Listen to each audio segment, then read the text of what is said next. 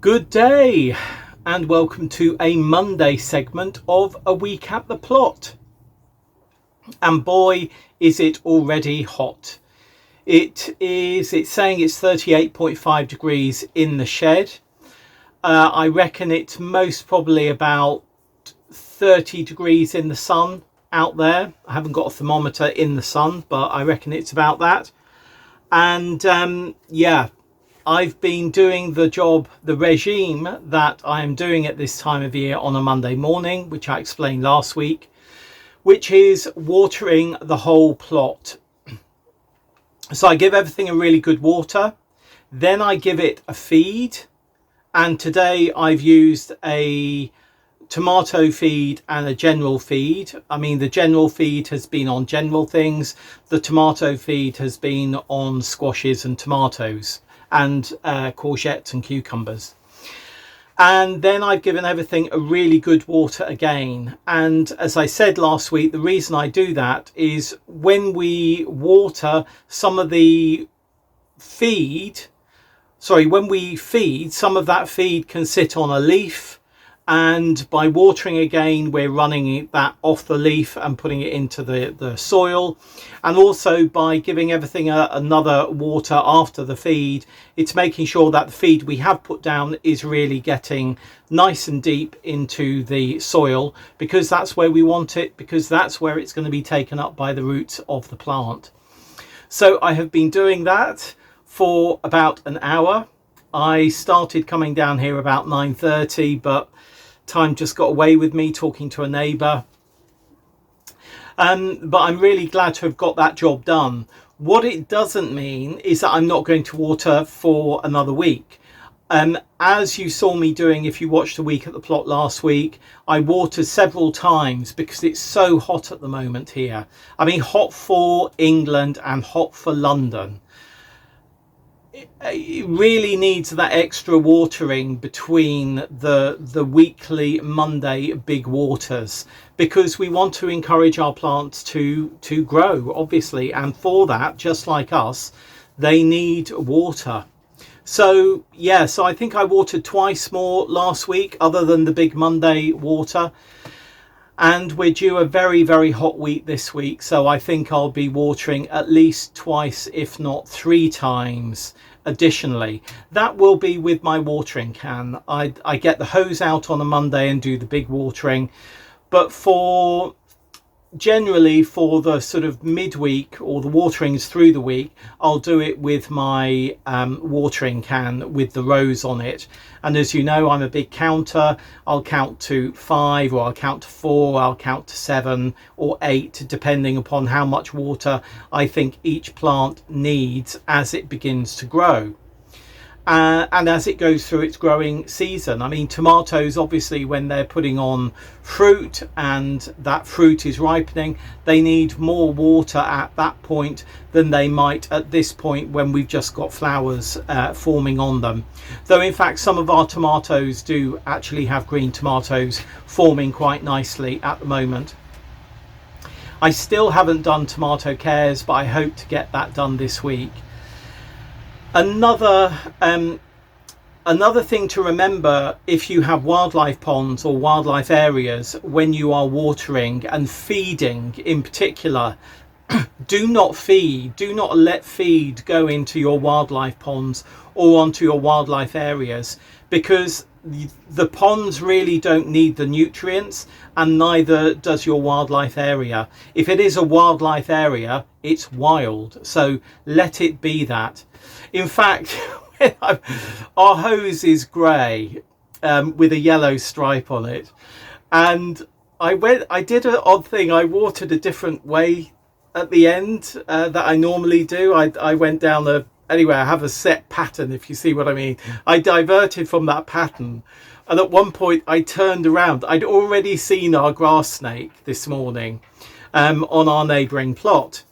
And as I turned around, I almost fell over because I thought the grass snake was at my feet. And then I suddenly realised immediately it was actually my hose, and it wasn't a grass snake at all. Because the grass snake here, and there's 2 we do know, one is certainly sort of like knocking 4.5 foot, something like that. So these aren't small things. They're, yeah, I'm sure it must be about 4.5 foot, something like that. Quite big, certainly bigger than when I first saw it several years ago, if of course it is the same one. So yeah, I've been doing that today, but one thing that I have been noticing over the past few days is how dry everything is. All the grass that I've trimmed has obviously dried, but actually all of our paths are drying up now. There's not really cracks appearing in the soil at the moment, in the paths at the moment, but I don't think that's far off. But the grass around the plot and around the site is really dry, and we've already had, I think, 1 or 2 fires at Warren Farm Nature Reserve that the local fire brigade has been called to put those fires out. Whether they were, you know, accidental by somebody dropping a cigarette or a bottle or something, or on purpose, we don't know. But there has been 1 or 2 of which the fire brigade has been called to them to put them out.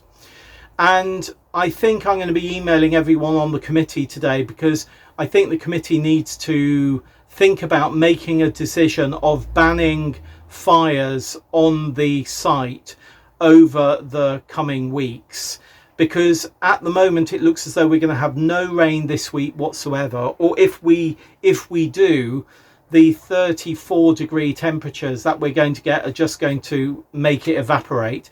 Anything that falls on the surface will just run away, and anything that doesn't will just evaporate, and we'll be left with really dry grass again. So I'm going to email the committee and suggest that we have a think about banning fires at the moment. We discourage fires. I mean, the reason that we have the hedges that we've put in and the bonfire each year is so that people can get rid of detritus at those points, you know, on the hedges or other areas.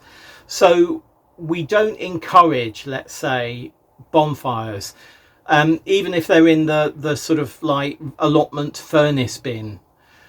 Obviously, for husbandry of beekeeping and of poultry keeping, we need to allow those closed furnaces to be used. But at the moment, I think it's so dangerous for that a spark could fly out of a bin, even if it's got its lid on, because of course it's got its funnel, and go onto some grass and just start setting things alight. And of course, because everything has been so hot, all of the wood of our sheds and any wood on site is really parched at the moment. So literally tinderbox time. So I'm going to be dropping an email a bit later on.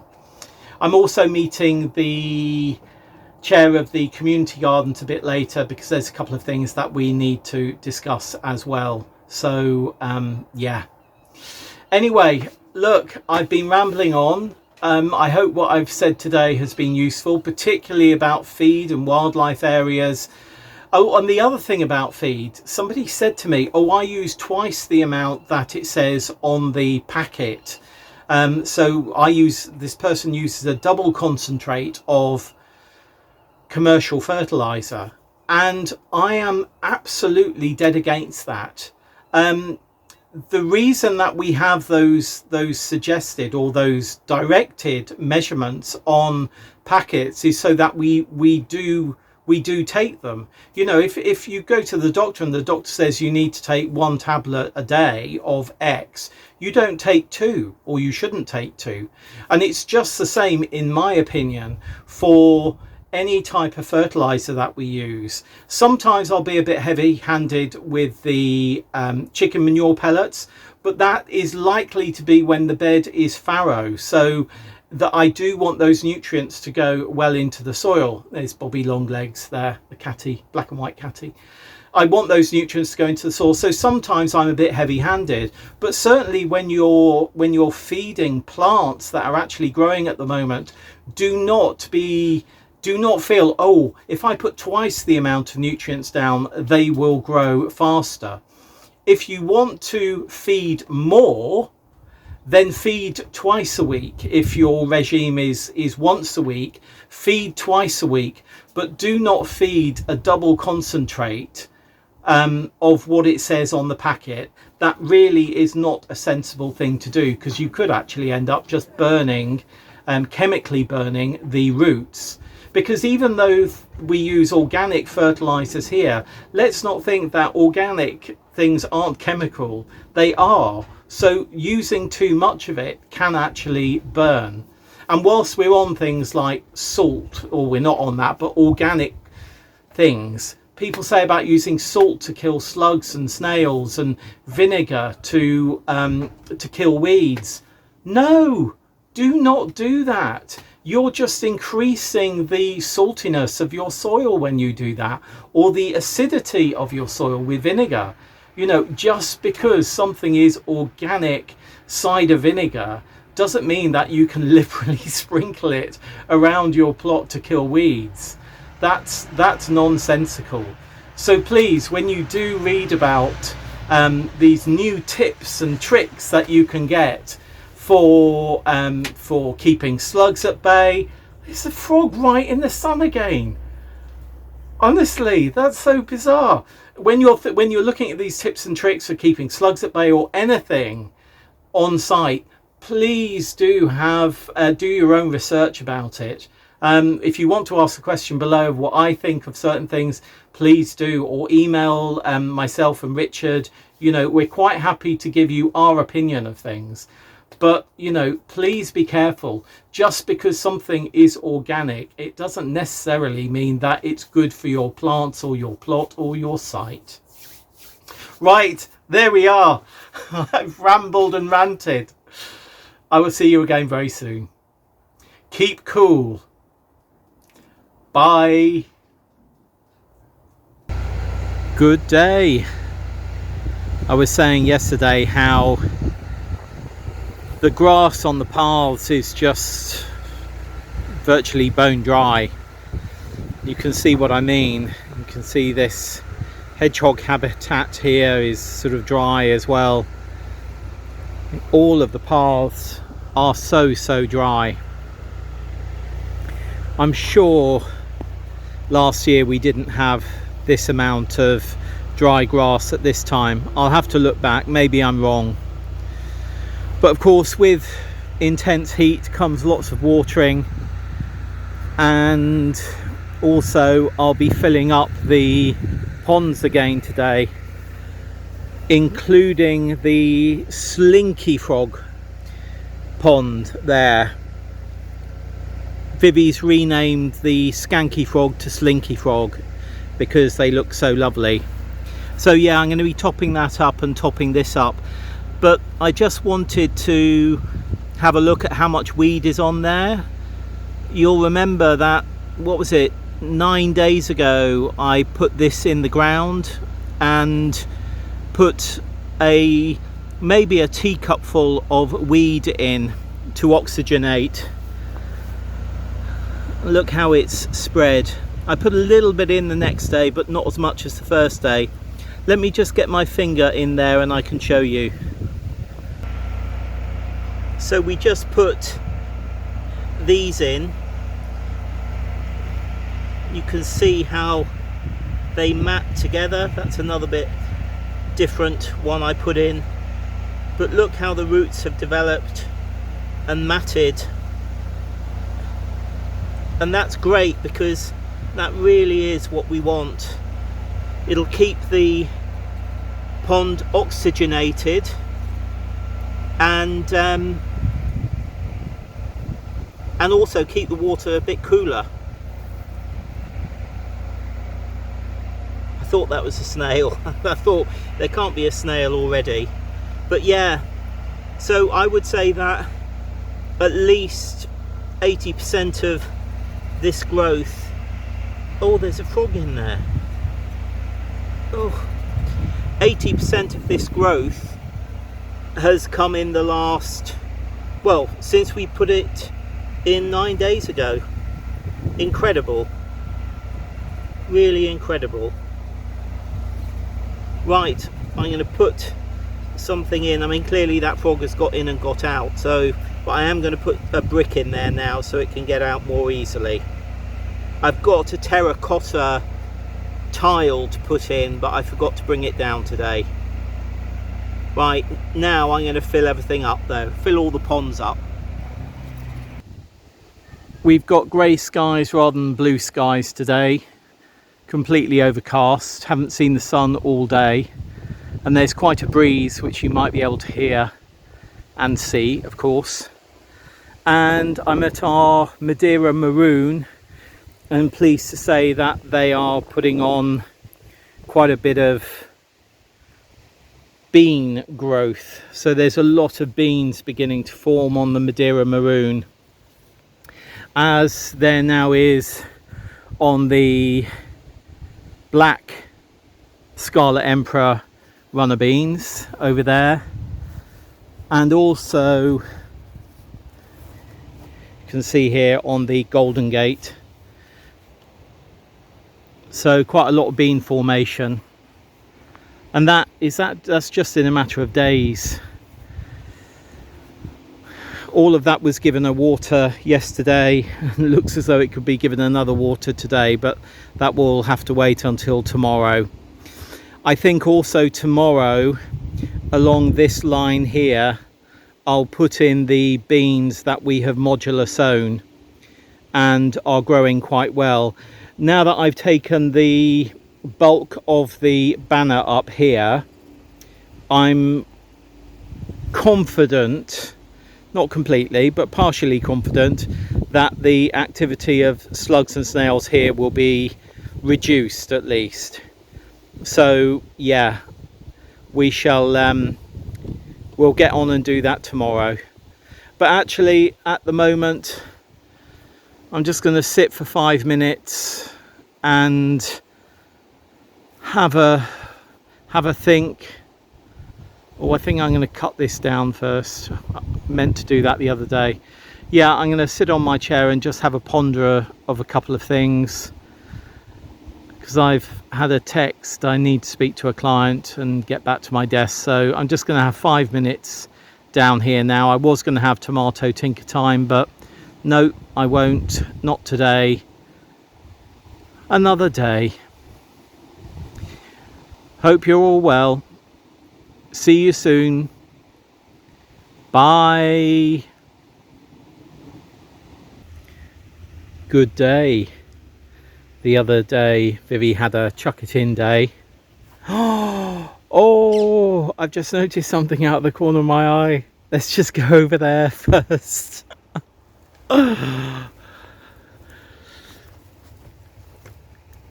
Tree lily is beginning to open. Oh, not quite tree, but certainly oh, I mean, what's that? That's 1.5 foot, but I'm so pleased. Look at it. Oh, fantastic. That's the 3rd year it's been in the ground. This came from Sharon, so thanks very much, Sharon. Literally saw it out of the corner of my eye. Anyway, back to what I was going to be saying. I've got these, come over here without the shadow. I've got these beans to go in. Some are rock and core, which are bush. Others I think are Golden Gate. And to be honest, I don't know which is which. I've got a feeling these are the climbers. So they seem to be putting on quite a lot of climbing growth, where these, maybe they're just behind, I don't know. I think these are the bush. But yeah, stupidly I didn't label them. I thought, right, I've sown them now, I'll label them tomorrow, but hey ho. So I'm just going to bung them in where the rest of the beans are, and if they turn out to be climbers and there isn't a cane next to them, then I will put a cane next to them. But these here, which is really bad germination actually, I'm going to put next to the canes, because I think these are the Golden Gate climbers. Anyway, let me just bung these in. The beans, whether climbing or not, have been put along here. We'll see how they do.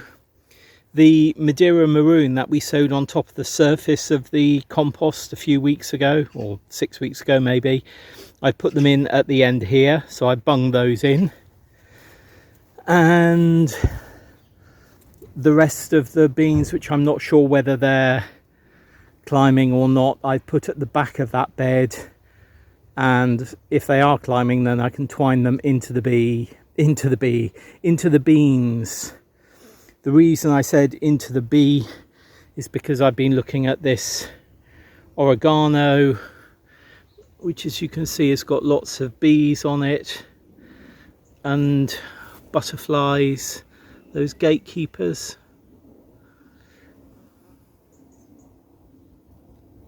And I thought I saw a hoverfly, but I think it must have flown off. Very obviously a hoverfly, because it's so different to bees. But let me see if I can just pull that. You see that bee, its legs, can you see around? Go on, move up a bit. Look at the sacs. Not sure if you can see, actually. No, I don't think you can. But the sacs, oh, there's the hoverfly there.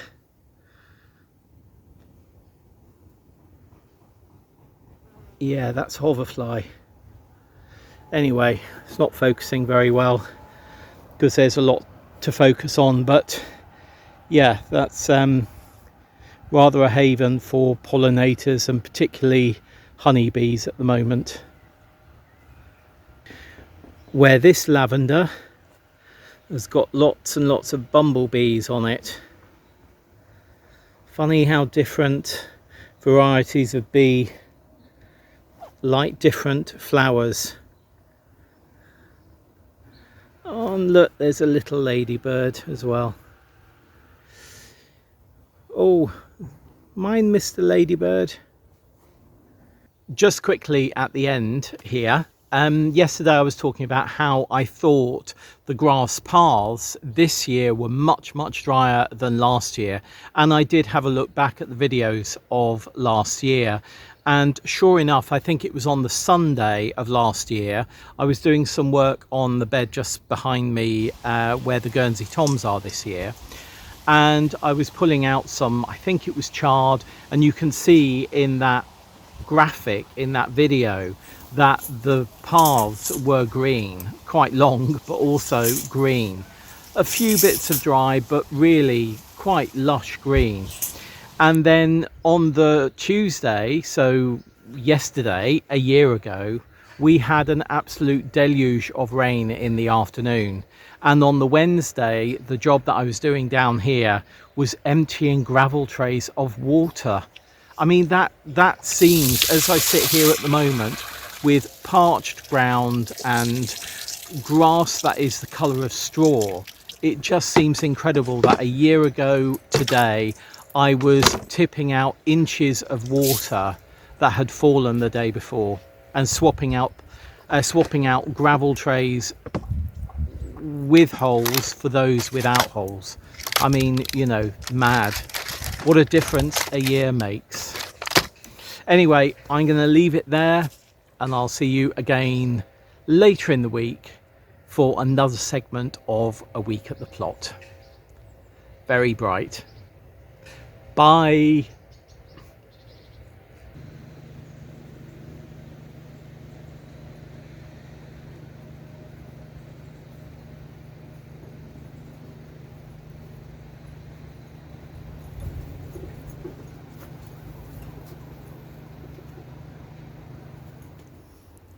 Good day. A hydrangea I have just been given, and as you can see, I've had to dig it out of the ground.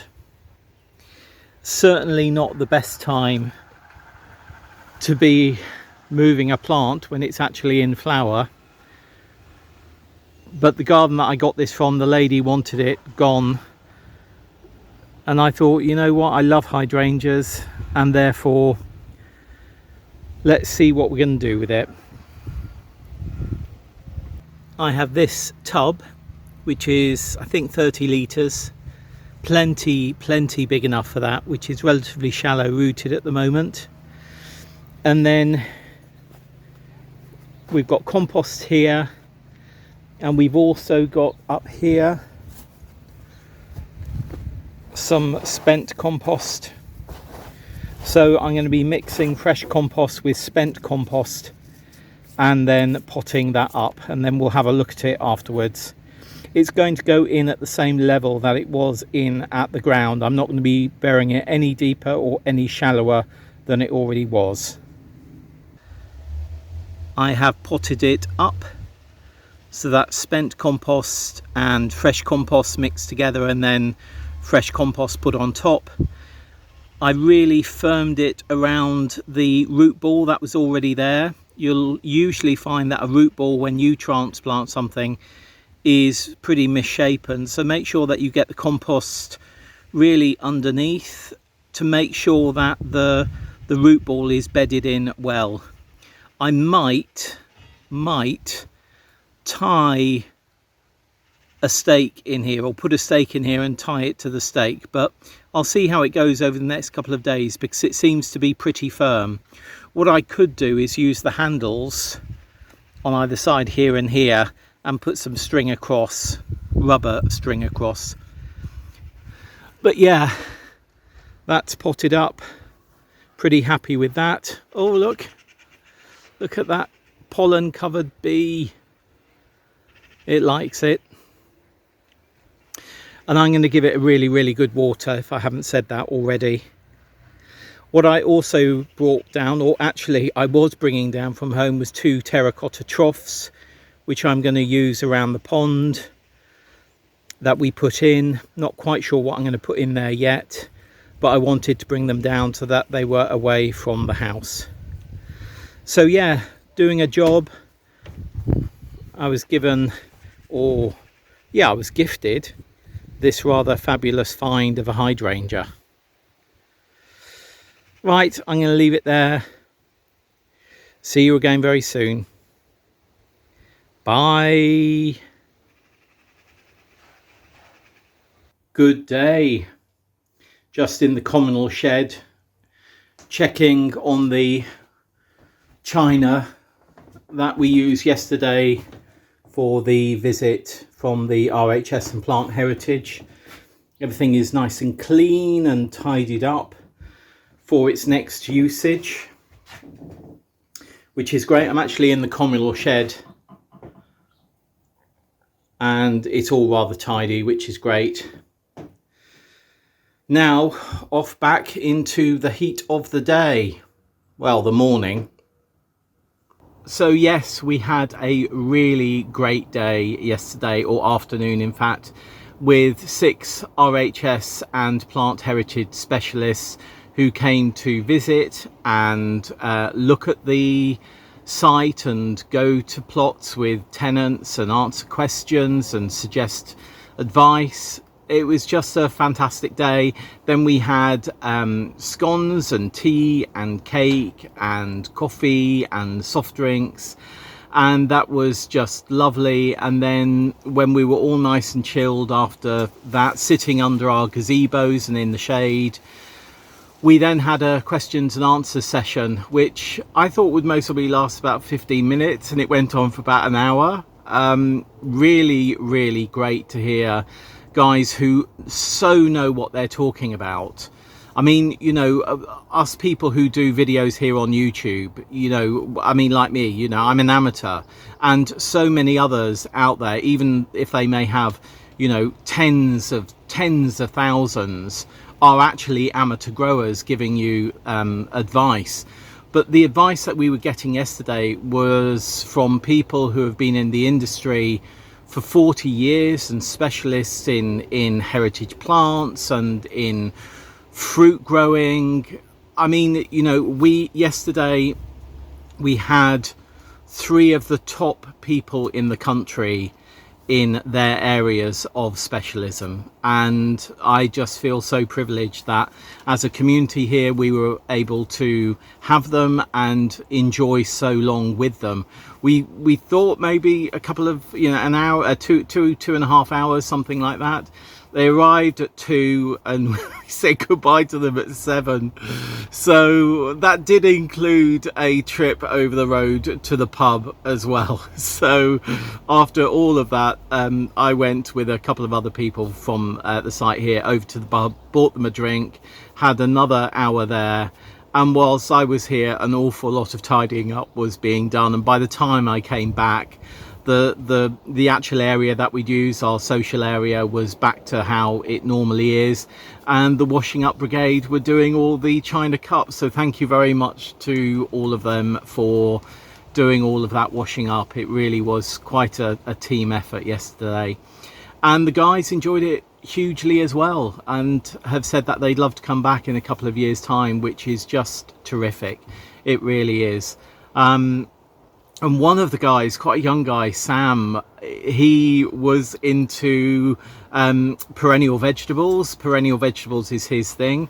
And we, of course, were talking about the Indian perennial kale, about Debentum kale, about Taunton Dean, and other perennial vegetables. And I'm actually going to give him some of the seed that crossed this year that I saved. And we talked about that at length. And he's got some seed that he's going to send me as well. So I had a fantastic time at these socials. It may seem odd to some people, but I have quite high anxiety issues around social events, particularly where I'm sort of leading the event. And I sort of, maybe an hour before the event, I'm always thinking, oh, I can't wait till the day is finished. But usually I enjoy them, and yesterday it was a fabulous day. What more can I say? It really was. And they said that they had loved it too. I mean, you know, to say that they'd like to come back, you know, we're privileged that they visited us as part of this community outreach, and you know, to say that they would like to come back is really fantastic. And Jerry, who we've seen here a number of times, we've had him, and he's been here a number of times to train us in fruit pruning, winter pruning and summer pruning. He's been here a number of times, and he said to me the difference on site in the 3 years since he has been, because of the pandemic, he said it's just improved so much, and the community spirit, he feels, is just really so high here.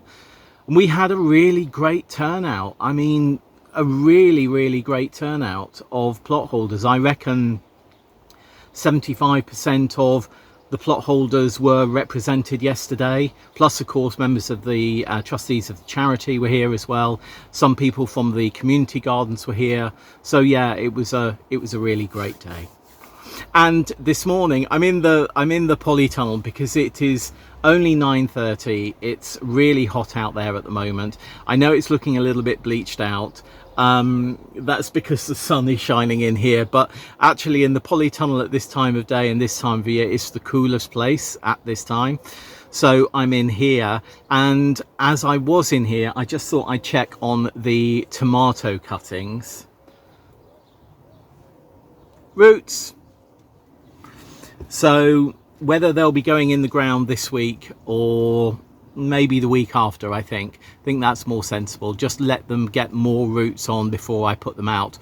And of course, you know, tomorrow in the UK and in London, we're due really hot weather. Now this is hot weather that is completely unknown of in the UK before. It's being forecast that in London it's going to be 41 degrees, which is 2.3 degrees hotter than it's ever been in London before. And that last time it was that hot was 2019, actually in Cambridgeshire, I think. So it's going to be really hot, so most probably not sensible to put these out, certainly in the next couple of days. So I think I'll leave it for a week or so, just let them root on. So that's it, I'm going to leave it there. I'm going to do more pottering now, and then once the heat really starts building up, it's supposed to be the hottest day of the year today so far, but as I say, Monday and Tuesday is supposed to just trash the 34 degrees that we're supposed to get today and get to 41. So yeah, and the hydrangea, you know, I said the other day it's really not ideal to transplant something in full flower at the moment. The hydrangea, I'm really pleased to say it's doing fine. I've left it in the pot in a tray of water. It seems to be really enjoying that because none of the leaves have wilted in any way whatsoever. It's still looking great and upright. So I'm really pleased about that. Fingers crossed for tomorrow and Tuesday, and then I will see you again next week on YouTube for another week of A Week at the Plot, and I'll see you through Planet Vegetaria for segments as we go through the week. Have a good week and try and keep cool and stay safe. Bye.